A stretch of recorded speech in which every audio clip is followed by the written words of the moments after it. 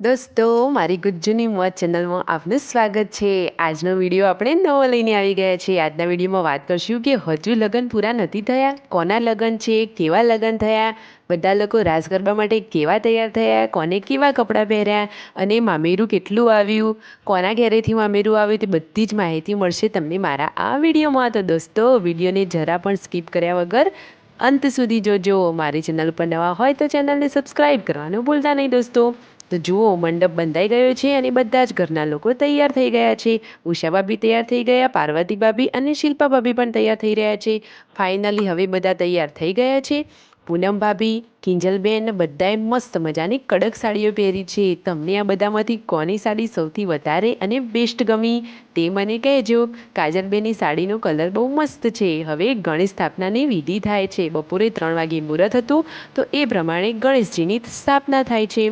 હવે તે આ બધા ગોળ દાણા ખાશે। અને દોસ્તો જુઓ, કિંજલબેન અને કાજલબેન કરી રહ્યા છે બધાને તિલક। અને જુઓ તો ખરા, વ્યૂ તો મસ્ત તૈયાર થઈ ગઈ છે। પૂનમ ભાભીની સાડી પણ બહુ મસ્ત છે।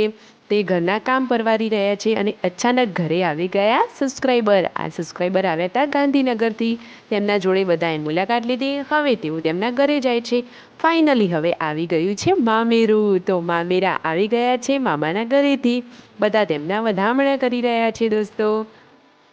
અને મારા ફેવરેટ પૂનમ ભાભીને તો ગાવાનો શોખ કેટલો બધો છે। તે તો ઘરમાં પણ પોતાની નણંદો સાથે નાચી રહ્યા છે।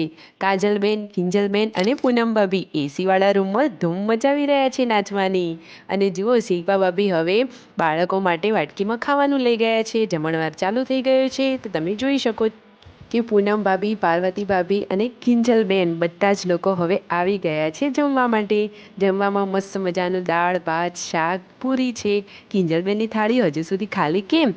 તો તેમને બીજું બધું કંઈ જ નહોતું ખાવું। તેમને ફક્ત ભાત, દાળ અને થોડુંક શાક જ ખાવું હતું। અને જુઓ, અહીંયા તેમના દાદીમા અને પાર્વતી ભાભી જમવા બેસી ગયા છે। પાર્વતી ભાભીની સાડીનો કલર બી બહુ મસ્ત છે। તેમની સાડી સરસ લાગે છે। અને ફાઇનલી અંતમાં હવે ખાવા બેઠા છે રાકેશભાઈ। ઘરે આવ્યા છે રાકેશભાઈના મામા। જુઓ, વચ્ચે બેઠા છે એ છે તેમના મામા। હવે સાંજનો સમય થઈ ગયો છે। રાકેશભાઈ તૈયાર થઈ ગયા છે અને જુઓ, બધા ઝૂમીને નાચી રહ્યા છે। મસ્ત મજાનો ગોળ રાઉન્ડ કરીને બધા મોજથી નાચી રહ્યા છે। અને ઉષા ભાભી તો જુઓ, એકદમ સ્માઇલ સાથે કેવો નાચી રહ્યા છે। અને આ યશુ તો જુઓ, જીગરભાઈના જોડેથી એમના પપ્પા જોડે જવા માગે છે। અને રણજીતભાઈ અને સંજયભાઈ તેમની તો બપોરે જમ્યા પણ ન હતા। તો ચાલો હવે રાતના જમણવારમાં તો મોહનથાળ, ટોપરા પાક અને મસ્ત મજાનો પાતરા, દાળ, ભાત, શાક, પૂરી અને રસ। વાહ, યમ્મી યમ્મી! આ બધું સાંભળીને તો મોઢામાં પાણી આવી ગયું।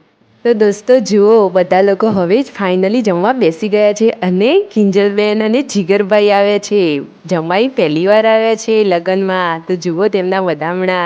અને દોસ્તો હવે જુઓ, બધા તૈયાર થઈ ગયા છે રાસ ગરબા માટે। પાર્વતી ભાભી ચણિયાચોળી પહેરી અને કાજલબેનને તો શિલ્પા ભાભીની ચણિયાચોળી પહેરી દીધી। યશુ તો જુઓ કેટલી મસ્ત રેડી થઈ છે। ને શિલ્પા ભાભી તો મસ્ત પિંક કલરનું ચૂન પહેર્યું છે।